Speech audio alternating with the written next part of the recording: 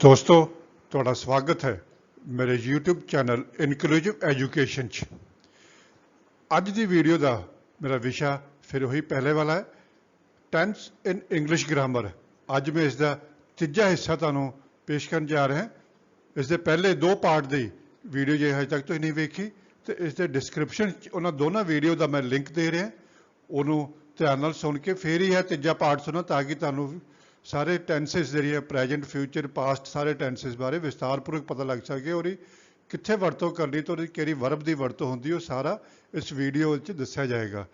ਜੇਕਰ ਤੁਸੀਂ ਇਸ ਚੈਨਲ ਨੂੰ ਅਜੇ ਤੱਕ ਸਬਸਕ੍ਰਾਈਬ ਨਹੀਂ ਕੀਤਾ, ਚੈਨਲ ਨੂੰ ਸਬਸਕ੍ਰਾਈਬ ਕਰਕੇ ਬੈਲ ਆਈਕਨ ਬਟਨ ਜ਼ਰੂਰ ਦਬਾਓ ਤਾਂ ਜੋ ਅਗਲੇ ਨਵਾਂ ਪਾਰਟ ਇਸ ਦਾ ਜਿਹੜਾ ਚੌਥਾ ਪਾਰਟ ਮੈਂ ਇਸ ਟੈਂਸ ਦਾ ਭੇਜਾਂਗਾ ਉਸ ਦੀ ਨੋਟੀਫਿਕੇਸ਼ਨ ਤੁਹਾਨੂੰ ਸਭ ਤੋਂ ਪਹਿਲਾਂ ਮਿਲ ਸਕੇ। ਸੋ ਹੁਣ ਆਪਾਂ ਪਿਛਲੇ ਵੀਡੀਓ 'ਚ ਤੁਹਾਨੂੰ ਪ੍ਰੈਜੈਂਟ ਟੈਂਸ ਦਾ ਪੂਰਾ ਵਿਸਤਾਰਪੂਰਵਕ ਦੱਸਿਆ ਸੀ। ਅੱਜ ਆਪਾਂ ਪਾਸਟ ਟੈਂਸ ਬਾਰੇ ਪੜਾਂਗੇ ਕਿ ਪਾਸਟ ਟੈਂਸ ਬਾਰੇ ਕੀ ਹੁੰਦਾ ਹੈ। ਇਹਦੇ ਵਿੱਚ ਉਸੇ ਤਰ੍ਹਾਂ ਜਿਹੜਾ ਪ੍ਰੈਜੈਂਟ ਟੈਂਸ 'ਚ ਚਾਰ ਹਿੱਸੇ ਵੰਡੇ ਸੀ, ਇਹਨੂੰ ਵੀ ਚਾਰ ਹਿੱਸਿਆਂ 'ਚ ਵੰਡਿਆ ਗਿਆ ਹੈ। ਸਭ ਤੋਂ ਪਹਿਲਾਂ ਪਾਸਟ ਇੰਡੈਫੀਨਿਟ ਟੈਂਸ, ਫਿਰ ਦੂਜਾ ਪਾਸਟ ਕੰਟੀਨਿਊਸ ਟੈਂਸ, ਫਿਰ ਤੀਜਾ ਪਾਸਟ ਪਰਫੈਕਟ ਟੈਂਸ, ਚੌਥਾ ਪਾਸਟ ਪਰਫੈਕਟ ਕੰਟੀਨਿਊਸ ਟੈਂਸ। ਸੋ ਬੱਚਿਓ ਇਹ ਚਾਰ ਹਿੱਸਿਆਂ 'ਚ ਪਾਸਟ ਟੈਂਸ ਨੂੰ ਵੰਡੇ ਗਏ। ਇਸ ਦੀ ਆਪਾਂ ਜੇ ਪਹਿਚਾਣ ਕਰਨੀ ਹੋਵੇ ਕਿ ਪੰਜਾਬੀ 'ਚ ਕਿਹੜਾ ਵਾਕਿਆ ਹੈ ਉਹ ਪਾਸਟ ਟੈਂਸ 'ਚ ਆ ਰਿਹਾ, ਫਿਰ ਉਹ 'ਚ ਇੰਡੈਫੀਨਿਟ ਕਿਹੜਾ ਹੋਏਗਾ, ਕੰਟੀਨਿਊਸ ਕਿਹੜਾ ਹੋਏਗਾ, ਪਰਫੈਕਟ ਫਿਰ ਪਰਫੈਕਟ ਕੰਟੀਨਿਊਸ ਕਿਹੜਾ ਹੋਏਗਾ, ਉਸ ਦੀ ਪਹਿਚਾਣ ਕਿਸ ਤਰ੍ਹਾਂ ਕਰਾਂਗੇ। ਪੰਜਾਬੀ ਦੇ ਜਿਸ ਵਾਕ ਦੇ ਪਿੱਛੇ ਲਈ, ਲਿਆ, ਦਿੱਤਾ ਜਾਂ ਕੀਤਾ ਕੋਈ ਵੀ ਇਸ ਤਰ੍ਹਾਂ ਦਾ ਵਾਕ ਲੱਗਾ ਹੋਇਆ ਹੈ, ਮਾਫ ਕਰਨਾ ਬੱਚੋ, ਉਸ ਤੋਂ ਪਛਾਣ ਹੁੰਦੀ ਕਿ ਇੰਡੈਫੀਨਿਟ ਟੈਂਸ ਹੈ। ਉਸ ਤਰ੍ਹਾਂ ਫਿਰ ਕੰਟੀਨਿਊਸ ਦੀ ਪਛਾਣ ਕਰਨ ਲਈ ਰਿਹਾ ਸੀ, ਰਹੀ ਸੀ, ਕਿਸੇ ਵੀ ਵਾਕ ਦੇ ਪਿੱਛੇ ਆ ਅੱਖਰ ਲੱਗਿਆ ਹੋਇਆ, ਇਹ ਰਿਹਾ ਸੀ, ਰਹੀ ਸੀ, ਉਹ ਪਾਸਟ ਕੰਟੀਨਿਊਸ ਟੈਂਸ ਹੋਏਗਾ। ਤੇ ਪਰਫੈਕਟ ਟੈਂਸ ਜਿਹੜਾ ਹੋਏਗਾ ਪਾਸਟ ਪਰਫੈਕਟ ਟੈਂਸ, ਲਿਆ ਸੀ, ਚੁੱਕਿਆ ਸੀ, ਲਈ ਸੀ, ਦਿੱਤਾ ਸੀ ਜਾਂ ਕੀਤਾ ਸੀ, ਇਹ ਸਾਰੇ ਪਾਸਟ ਪਰਫੈਕਟ ਟੈਂਸ ਹੁੰਦੇ ਨੇ। ਫਿਰ ਪਰਫੈਕਟ ਕੰਟੀਨਿਊਸ ਜਿਹੜਾ ਤੋਂ ਵਿੱਚ ਕੋਈ ਫਿਗਰ ਸ਼ਬਦ ਉਸਦਾ ਉਹਦਾ ਰਿਹਾ ਸੀ, ਤੋਂ, ਰਹੀ ਸੀ, ਇਹ ਸਾਰੇ ਪਾਸਟ ਪਰਫੈਕਟ ਕੰਟੀਨਿਊਸ ਦੀ ਨਿਸ਼ਾਨੀ ਹਨ। ਸੋ ਇਹ ਸੀ ਪਹਿਚਾਣ ਕਰਨ ਦਾ ਤਰੀਕਾ ਕਿ ਕਿਹੜਾ ਟੈਂਸ ਕਿਸ ਤਰ੍ਹਾਂ ਦਾ ਹੋਏਗਾ ਔਰ ਜਿਹੜੇ ਵਾਕ ਦੇ ਪਿੱਛੇ ਕੀ ਲੱਗਾ ਹੋਏਗਾ ਤੇ ਉਹ ਇੰਡੈਫੀਨਿਟ ਹੋਏਗਾ। ਹੁਣ ਇਹਨਾਂ 'ਚ ਹੈਲਪਿੰਗ ਵਰਬ ਜਾਂ ਵਰਬ ਕਿਹੜੀ ਯੂਜ਼ ਕਰਨੀ ਹੈ ਉਹ ਬੜੇ ਧਿਆਨ ਨਾਲ ਸੁਣਨਾ, ਕਾਪੀਆਂ ਬਟਾ ਕੱਢ ਲਓ, ਉਹਨਾਂ ਦਾ ਨੋਟ ਜ਼ਰੂਰ ਕਰੋ। 2-3 ਵਾਰ ਨੋਟ ਕਰਕੇ ਉਹਨਾਂ ਪੜ੍ਹੋਗੇ ਤੇ ਫਿਰ ਤੁਹਾਨੂੰ ਪਾਸਟ ਟੈਂਸ ਕਦੇ ਵੀ ਭੁੱਲ ਨਹੀਂ ਸਕੇਗਾ, ਤੋਤੇ ਵੱਲੋਂ ਤੁਹਾਨੂੰ ਰੱਟ ਜਾਏਗਾ। ਕਾਪੀਆਂ 'ਤੇ ਨੋਟ ਜ਼ਰੂਰ ਕਰਨਾ, ਜੋ ਮੈਂ ਬੋਲ ਰਿਹਾ ਉਹਨੂੰ ਨੋਟ ਕਰੋ, ਵੀਡੀਓ ਨੂੰ ਰੋਕ ਕੇ ਫਿਰ ਨੋਟ ਕਰਕੇ ਅੱਗੇ ਚੱਲੋ। ਇਹਦੇ 'ਚ ਸਭ ਤੋਂ ਪਹਿਲਾਂ ਜਿਹੜਾ ਪਾਸਟ ਇੰਡੈਫੀਨਿਟ ਟੈਂਸ ਜਿਹੜੇ ਮਗਰ ਲਿਆ, ਦਿੱਤਾ, ਲਈ ਕੋ ਲੱਗਾ ਹੋਏਗਾ, ਉਹਦੇ 'ਚ ਆਪਾਂ ਸਿਰਫ ਵਰਬ ਦੀ ਦੂਜੀ ਫਾਰਮ ਵਰਤਣੀ, ਬਿਲਕੁਲ ਹੀ ਸੌਖਾ ਫਿਕਰ ਹੈ।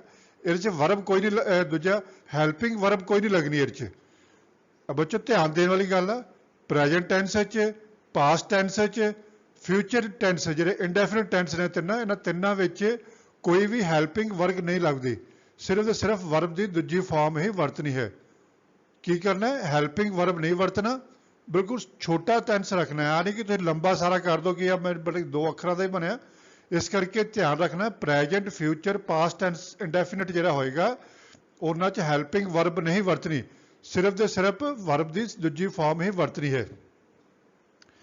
ਫਿਰ ਪਾਸਟ ਕੰਟੀਨਿਊਸ 'ਚ ਕੀ ਵਰਤਾਂਗੇ, ਹੈਲਪਿੰਗ ਵਰਬ 'ਚ ਵਰਤਾਂਗੇ ਵਾਜ ਜਾਂ ਵਰ। ਫਿਰ ਵਰਬ ਦੀ ਪਹਿਲੀ ਫਾਰਮ ਇਹਦੇ 'ਚ ING ਲੱਗੇਗਾ, ਵਾਜ ਜਾਂ ਵਰ, ਵਰਬ ਦੀ ਪਹਿਲੀ ਫਾਰਮ ਤੇ ING। ਇਹੀ ਸਾਰੇ ਟੈਂਸਾਂ 'ਚ, ਪ੍ਰੈਜੈਂਟ ਕੰਟੀਨਿਊਸ ਟੈਂਸ ਵਿੱਚ ਵੀ, ਪਾਸਟ ਟੈਂਸ ਜਿਸ ਤਰ੍ਹਾਂ ਹੁਣ ਆਪਾਂ ਪੜ੍ਹ ਰਹੇ, ਉਸ ਤਰ੍ਹਾਂ ਫਿਊਚਰ ਕੰਟੀਨਿਊਸ ਟੈਂਸ, ਇਹਨਾਂ ਤਿੰਨਾਂ ਵਿੱਚ ਹੀ ਵਰਬ ਦੀ ਪਹਿਲੀ ਫਾਰਮ ਦੇ ਨਾਲ ING ਲੱਗੇਗਾ। ਆਹ ਚੀਜ਼ਾਂ ਨੋਟ ਕਰ ਲਓ ਬੱਚੋ, ਵਾਰ-ਵਾਰ ਤੁਹਾਨੂੰ ਆ ਕੋਈ ਨਹੀਂ ਦੱਸੇਗਾ, ਇਸ ਲਈ ਨੋਟ ਕਰਕੇ ਚੰਗੀ ਤਰ੍ਹਾਂ ਯਾਦ ਕਰੋ।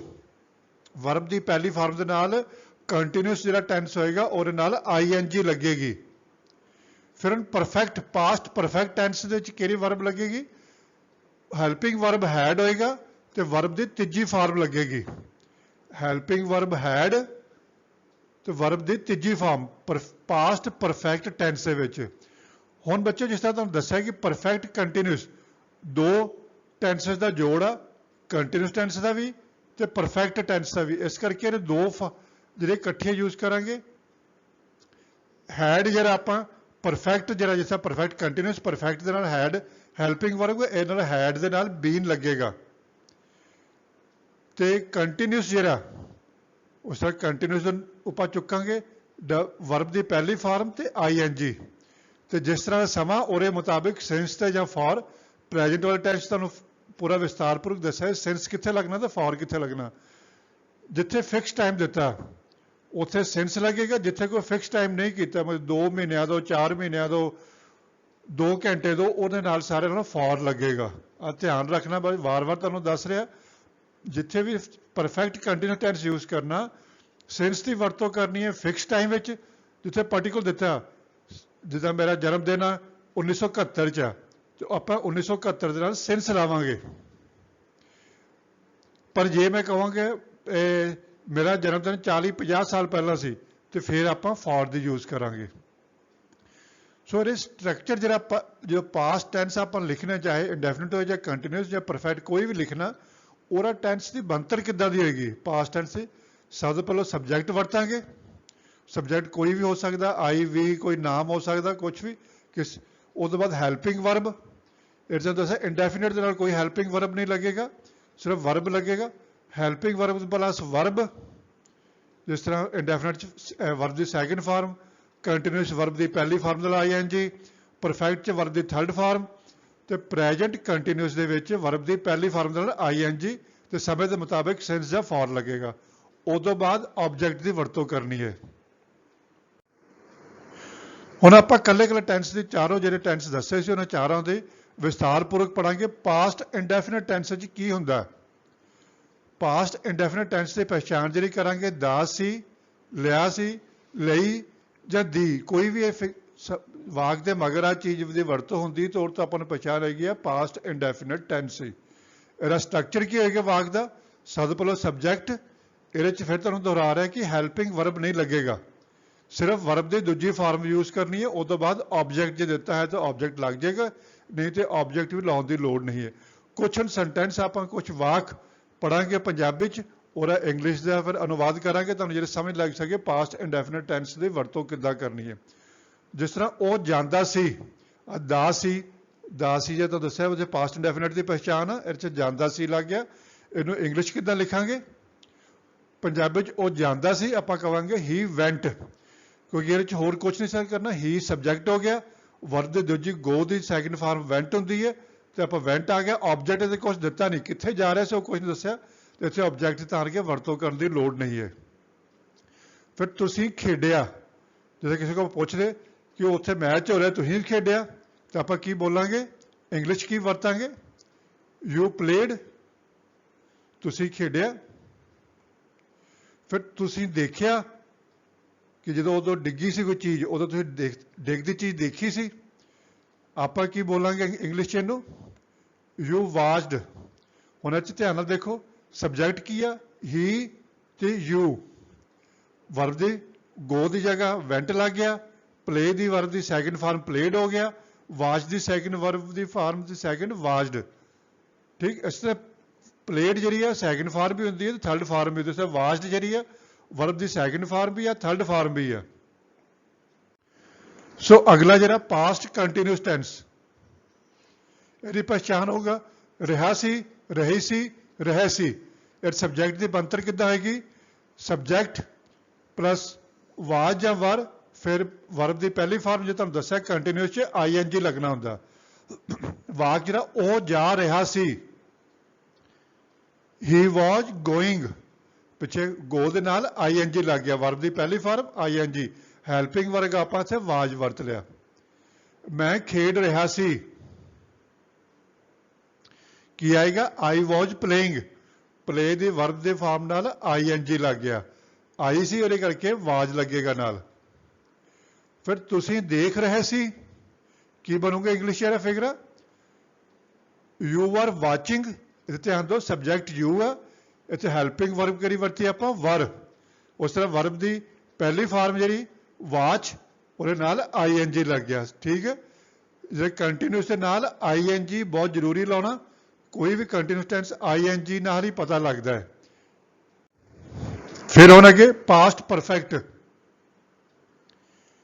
ਇਹਦੀ ਪਛਾਣ ਤੁਹਾਨੂੰ ਦੱਸਿਆ ਸੀ, ਲਿਆ ਸੀ, ਚੁੱਕਿਆ ਸੀ, ਲਈ ਸੀ, ਦਿੱਤਾ ਸੀ, ਕੀਤਾ ਸੀ, ਕੋਈ ਵੀ ਚੀਜ਼ ਜਿਹੜਾ ਇਦਾਂ ਦਾ ਹੋਦਾ ਉਹਦੇ ਨਾਲ ਪਾਸਟ ਪਰਫੈਕਟ ਟੈਂਸ ਹੁੰਦਾ। ਇਹਦੀ ਬਣਤਰ ਕੀ ਹੋਏਗੀ? ਸਬਜੈਕਟ, ਫਿਰ ਹੈਡ ਦੀ ਵਰਤੋਂ ਕਰਨੀ, ਪਰਫੈਕਟ ਵਿੱਚ ਹੈਡ ਦੀ ਵਰਤੋਂ, ਇੱਥੇ ਧਿਆਨ ਦੇਣਾ ਵਰਬ ਦੀ ਤੀਜੀ ਫਾਰਮ ਯੂਜ਼ ਕਰਨੀ, ਦੂਜੀ ਨਹੀਂ ਕਰਨੀ, ਤੀਜੀ ਕਰਨੀ ਆ। ਉਸ ਤੋਂ ਬਾਅਦ ਆਬਜੈਕਟ ਲੱਗੇਗਾ। ਉਦਾਹਰਨ ਦੇ ਤੌਰ ਤੇ ਉਹ ਚਲਾ ਗਿਆ ਸੀ, ਉਹ ਚਲਾ ਗਿਆ ਸੀ, he had gone, verb the go, ਵੈਂਟ, gone, verb the third farm gone ਆ ਗਿਆ, ਹੈਡ ਲੱਗ ਗਿਆ, ਸਬਜੈਕਟ ਕੀ ਹੋ ਗਿਆ? ਹੀ। ਆਬਜੈਕਟ ਇੱਥੇ ਹੈਗਾ ਨਹੀਂ। ਫਿਰ ਅੱਗੇ ਤੁਸੀਂ ਕਿਤਾਬ ਲੈ ਲਈ ਸੀ, ਤੁਸੀਂ ਕਿਤਾਬ ਲੈ ਲਈ ਸੀ, ਇੰਗਲਿਸ਼ ਕੀ ਬੋਲਾਂਗੇ? You had taken the book. ਠੀਕ ਹੈ, ਹੈਡ ਦਾ ਹੈਲਪਿੰਗ ਵਰਬ, ਟੇਕ ਦਾ ਥਰਡ ਫਾਰਮ ਹੋ ਗਿਆ ਟੇਕਨ। ਹੁਣ ਇੱਥੇ ਵੇਖੋ ਆਬਜੈਕਟ ਦਿੱਤੀ ਹੋਈ ਕਿਤਾਬ, ਇਸ ਕਰਕੇ ਦਾ ਬੁੱਕ ਲੱਗ ਗਿਆ। ਆਬਜੈਕਟ ਕੀ ਵਰਤਾਂਗੇ? ਦਾ ਬੁੱਕ। ਅਗਲਾ ਵਾਕ, ਮੈਂ ਖੇਡਿਆ ਸੀ, ਮੈਂ ਖੇਡਿਆ ਸੀ, ਆਈ ਹੈਡ ਪਲੇਡ, ਤੁਹਾਨੂੰ ਦੱਸਿਆ ਸੀ ਥਰਡ ਫਾਰਮ ਪਲੇ ਦੀ, ਪਲੇਡ। ਇਹ 'ਚ ਆਬਜੈਕਟ ਕੋਈ ਨਹੀਂ ਦੱਸਿਆ। ਜੇ ਆਪਾਂ ਫੁੱਟਬਾਲ ਖੇਡੇ, ਮੈਂ ਫੁੱਟਬਾਲ ਖੇਡਿਆ ਸੀ, ਆਪਾਂ ਬੋਲਾਂਗੇ ਆਈ ਹੈਡ ਪਲੇਡ ਫੁੱਟਬਾਲ। ਠੀਕ ਹੈ, ਆਬਜੈਕਟ ਪਿੱਛੇ ਲੱਗ ਜਾਏਗਾ। ਇੱਥੇ ਕੋਈ ਆਬਜੈਕਟ ਦਿੱਤਾ, ਸਿਰਫ ਆਪਾਂ ਇੰਨਾ ਸਿੰਪਲ ਲਿਖਾਂਗੇ ਆਈ ਹੈਡ ਪਲੇਡ। ਸੋ ਹੁਣ ਅੱਗੇ ਪਾਸਟ ਪਰਫੈਕਟ ਕੰਟੀਨਿਊਸ ਆ, ਫਿਰ ਉਸੇ ਤਰ੍ਹਾਂ ਦਾ ਦੇਖਿਆ ਪਰਫੈਕਟ ਕੰਟੀਨਿਊਸ, ਦੋ ਫਿਕਰੇ ਇਕੱਠੇ ਬਣਾਏ ਨੇ। ਪੰਜਾਬੀ ਦੀ ਬਣਤਰ ਦੇ ਵਿੱਚ ਕਿੱਦਾਂ ਵਾਕ ਦੇਖੋ, ਤੋਂ ਰਿਹਾ ਸੀ, ਤੋਂ ਰਹੀ ਸੀ, ਇਹਦਾ ਸਟਰਕਚਰ ਕੀ ਹੋ ਗਿਆ? ਹੈਡ ਬੀਨ, ਵਰਬ ਦੀ ਪਹਿਲੀ ਫਾਰਮ ਨਾਲ ਆਈਐਨਜੀ, ਫਿਰ ਸਮੇਂ ਦੇ ਮੁਤਾਬਿਕ ਸਿੰਸ ਜਾਂ ਫॉर। ਹੈਲਪਿੰਗ ਵਰਬ ਹੈਡ ਹੋ ਗਈ ਪਰਫੈਕਟ ਦੀ, ਬੀਨ ਲੱਗ ਜਾਏਗਾ ਨਾਲ, ਕੰਟੀਨਿਊਸ ਦੀ ਵਰਬ ਦੀ ਪਹਿਲੀ ਫਾਰਮ ਤੇ ਨਾਲ ਕੰਟੀਨਿਊਸ ਨਾਲ ਦੱਸਿਆ ਆਈਐਨਜੀ ਲੱਗਦਾ, ਉਸ ਤਰ੍ਹਾਂ ਆਈਐਨਜੀ ਲੱਗ ਜਾਏਗਾ। ਉਦਾਹਰਨ, ਅੱਜ ਸ਼ਾਮ ਤੋਂ ਹੀ ਬੱਦਲ ਗਰਜ ਰਹੇ ਸਨ। ਪ੍ਰੈਜੈਂਟ, ਪਿਛਲੀ ਮੇਰੀ ਵੀਡੀਓ ਸੁਣੋਗੇ, ਉਹ 'ਚ ਪ੍ਰੈਜੈਂਟ ਪਰਫੈਕਟ ਕੰਟੀਨਿਊਸ 'ਚ ਆਪਾਂ ਸੇਮ ਫਿਕਰਾ ਬਣਾਇਆ ਸੀ, ਪਰ ਉੱਥੇ ਸਨ ਦੀ ਜਗ੍ਹਾ ਹਨ ਸੀ। ਅੱਜ ਸ਼ਾਮ ਤੋਂ ਹੀ ਬੱਦਲ ਗਰਜ ਰਹੇ ਸਨ, ਪਾਸਟ 'ਚ ਕੀ ਲਿਖਾਂਗੇ? ਦਾ ਕਲਾਉਡਸ ਹੈਡ, ਆ ਵੇਖੋ ਹੈਡ ਬੀਨ ਥੰਡਰਿੰਗ, ਥੰਡਰ ਦੀ ਜਗ੍ਹਾ ਵਰਬ ਦੇ ਫਸਟ ਫਾਰਮ ਦੇ ਨਾਲ ਆਈਐਨਜੀ ਲੱਗ ਗਿਆ, ਥੰਡਰਿੰਗ।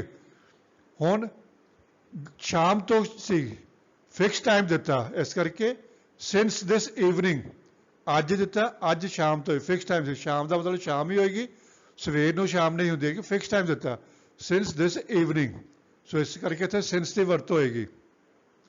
ਫਿਰ 2 ਘੰਟੇ ਤੋਂ ਟੂਟੀ ਚੱਲ ਰਹੀ ਸੀ, ਪਰ ਇੱਥੇ ਕੋਈ ਕਲੀਅਰ ਨਹੀਂ ਹੈ 2 ਘੰਟੇ ਸਵੇਰ ਤੋਂ ਚੱਲ ਰਹੀ ਸੀ, ਦੁਪਹਿਰ ਦੇ 2 ਘੰਟੇ ਚੱਲ ਰਹੀਆਂ, ਰਾਤ ਨੂੰ ਚੱਲ ਰਹੀ ਸੀ, ਆਪਾਂ ਕੀ ਬੋਲਾਂਗੇ? The tap had been running for 2 hours. ਠੀਕ, 2 ਘੰਟੇ ਤੋਂ ਚੱਲ ਰਹੀ ਸੀ, ਫॉर ਆਏਗਾ ਇੱਥੇ। ਸੋ ਬੱਚੋ, ਇਸ ਤੁਹਾਡੇ ਪਾਸਟ ਟੈਂਸ ਦੀ ਪੂਰੇ ਵਿਸਤਾਰਪੂਰਵਕ ਚਾਰੋਂ ਫਾਰਮਸ, ਇਹਨਾਂ ਨੂੰ ਵਾਰ-ਵਾਰ ਸੁਣੋ, ਕਾਪੀ ਤੇ ਜ਼ਰੂਰ ਉਤਾਰੋ, ਕਾਪੀ ਤੇ ਲਿਖਣ ਨਾਲ ਹੀ ਉਹਦੀ ਦੁਹਰਾਈ ਕਰੋਗੇ, ਫੇਰ ਹੀ ਤੁਹਾਨੂੰ ਆ ਤੋਤੇ ਵਾਂਗੂ ਰਟਣਗੇ, ਤੁਹਾਨੂੰ ਆ ਰਟਣਾ ਪੈਣਾ, ਫਿਰ ਤੁਹਾਨੂੰ ਕਦੇ ਵੀ ਕਿਤੇ ਤੁਸੀਂ ਇੰਗਲਿਸ਼ ਦੀ ਟ੍ਰਾਂਸਲੇਸ਼ਨ ਕਰਨ ਲੱਗੇ, ਸੈਂਟੈਂਸ ਬਣਾਉਣ ਲੱਗੇ, ਕੋਈ ਵੀ ਮਾਰ ਨਹੀਂ ਖਾਓਗੇ। ਸੋ ਅਗਲੀ ਵੀਡੀਓ ਪ੍ਰਾਪਤ ਕਰਨ ਲਈ ਜੇ ਤੁਸੀਂ ਹਜੇ ਤੱਕ ਚੈਨਲ ਨੂੰ ਸਬਸਕ੍ਰਾਈਬ ਨਹੀਂ ਕੀਤਾ, ਚੈਨਲ ਨੂੰ ਸਬਸਕ੍ਰਾਈਬ ਕਰਕੇ ਬੈਲ ਆਈਕਨ ਜ਼ਰੂਰ ਦਬਣਾ। ਧੰਨਵਾਦ ਬੱਚੋ।